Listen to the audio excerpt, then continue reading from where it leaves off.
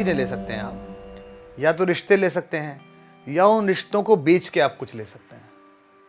तो मेरे जीवन में ऐसे कई वक्त आए, पॉलिटिक्स में आया है, कई जगहों में आया जहाँ मुझे चीज़ें बेचनी करनी थी, तो मैंने कहा कि भाई मैं रिश्ता नहीं बेचूंगा। लेकिन मैंने रिश्ते बिकते हुए देखे, बाकायदा अपने रिश्ते को, मैंने खुद के रिश्ते को बेचते हुए आदमी को देखा। कष्ट होता है बहुत ज़्यादा। मुझे याद है कि मेरी मैरिज एनिवर्सरी थी 23 दिसंबर को, और जैसा कि तरुण बता रहा है कि मैरिज एनिवर्सरी का हमारे यहाँ वो है कि सारे दोस्त आ गए, बचपन के सब दोस्त आ गए। तो मेरे एक बचपन के दोस्त, नाम तो क्या लूँ, आप पहचान जाएंगी, वो भी सपत्नी का है।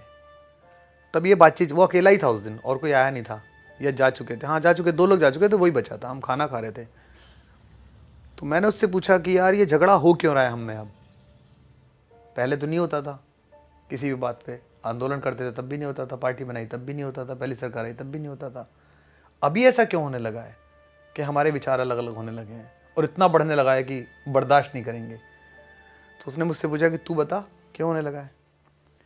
तो मैंने उसको कहा, ऐसे जैसे ये रखा है, ऐसे मोबाइल रखा हुआ था, तो मैंने मोबाइल उठा के ये कहा कि मुझे ऐसा लगता है कि अब तुम दोनों के पास ताकत है, तो तुमने ये चीज़ उठा ली और ये कह दी है कि नहीं देते, मेरी है ताकत है।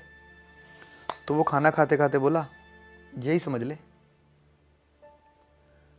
तो मेरी पत्नी जो है वो खीर खा रही थी, उसकी चम्मच आधे रास्ते में रह गई, उसकी वाइफ भी सामने बैठी थी। तो मेरी वाइफ ने कहा कि भैया ताकत, पर ताकत तो सदा नहीं रहती। तो उसने खाते खाते बोला, पर भाभी जी अभी तो है। जैसे उसने बोलने की कोशिश की, मेरी पत्नी, मैंने कहा शांत, शट अप, कोई बात नहीं, खाओ खीर खाओ, बहुत सही कह रहे हो तुम। फिर मैं बाहर छोड़ने गया, मैंने अपनी पत्नी से कहा ये आखिरी मुलाकात है। उसने कहा नहीं नहीं ऐसा नहीं है, आप दोनों को नाराज़गी है, ऐसा कुछ नहीं है। मैंने कहा नहीं, 38 साल 40 साल की दोस्त थी, 40 साल 45 साल पुराना रिश्ता, पहली बार का, पहली क्लास का, वो आदमी कह रहा है कि अभी तो है ताकत।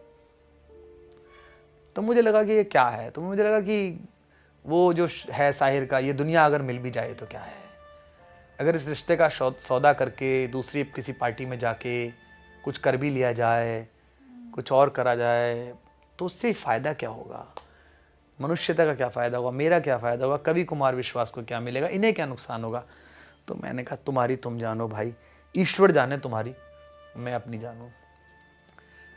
तो हम ट्रांजिशन पीरियड के लोग हैं, संक्रांति काल के, ना तो नए बचे हैं ना पुराने बचे हैं।